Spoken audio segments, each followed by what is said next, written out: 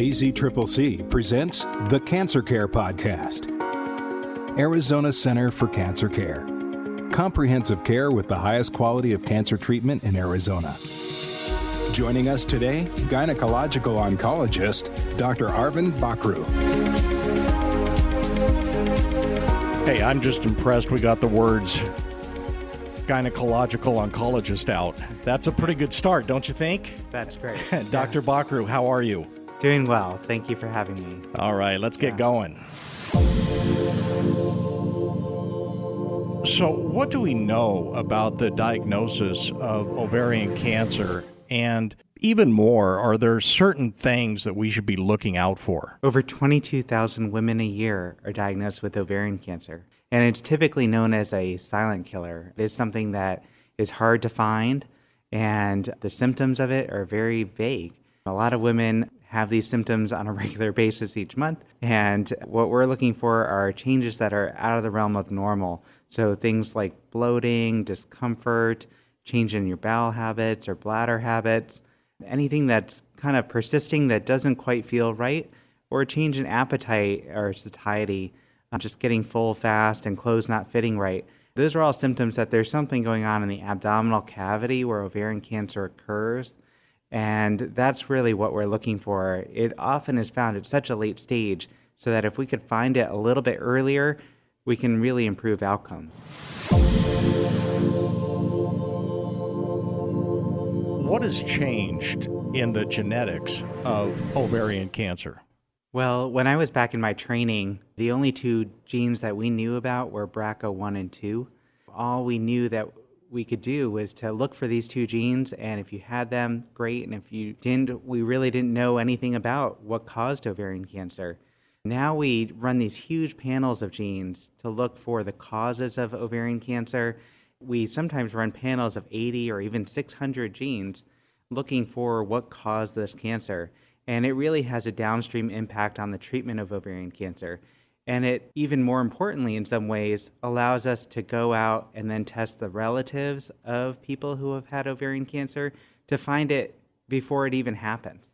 So there's a lot of new genes that we're looking at, such as BRIP1 and PALB2, that can really impact the diagnosis and treatment of ovarian cancer.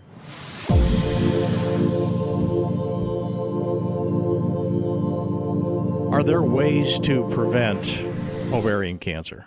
Right, that's a tough question that we often get asked by our younger patients in particular, or people who have had a family member with ovarian cancer, and they want to know what can they do to help prevent it. And there are a lot of things that we know about the risk factors for ovarian cancer, such as having more children or breastfeeding longer. Those certainly prevent it and decrease the risk of ovarian cancer. Actually, taking birth control pills for at least 5 years during a woman's lifetime increases their protective effect as well. But we do know that most ovarian cancers actually start in the fallopian tubes, not in the ovaries.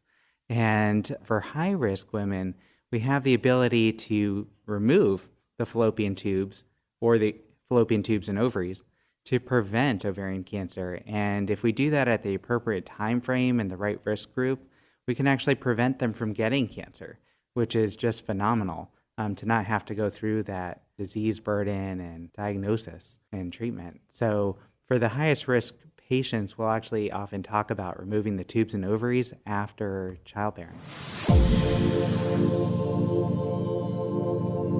What is your suggestion for the person who thinks they may have cancer? Well, ovarian cancer is such a vague diagnosis. The symptoms are hard to define, but the most important thing you can do is get care quickly.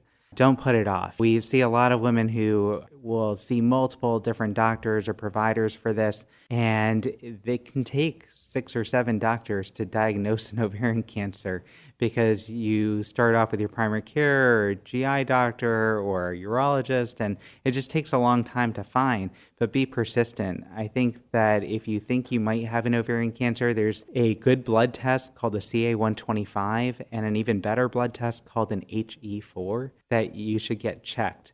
HE4 and CA-125 can often be checked together, and they're very sensitive at picking up ovarian cancer. So we recommend getting those two tests.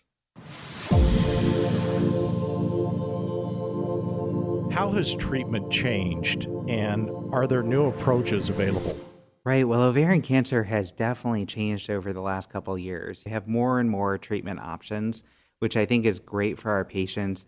And a lot of them aren't the typical chemotherapy anymore, which is also really nice. We have maintenance options to help prevent cancer from returning. We have a greater understanding of the genetics of ovarian cancer, which has allowed us to do more targeted therapies. Ovarian cancer has really come a long way in the last couple of years.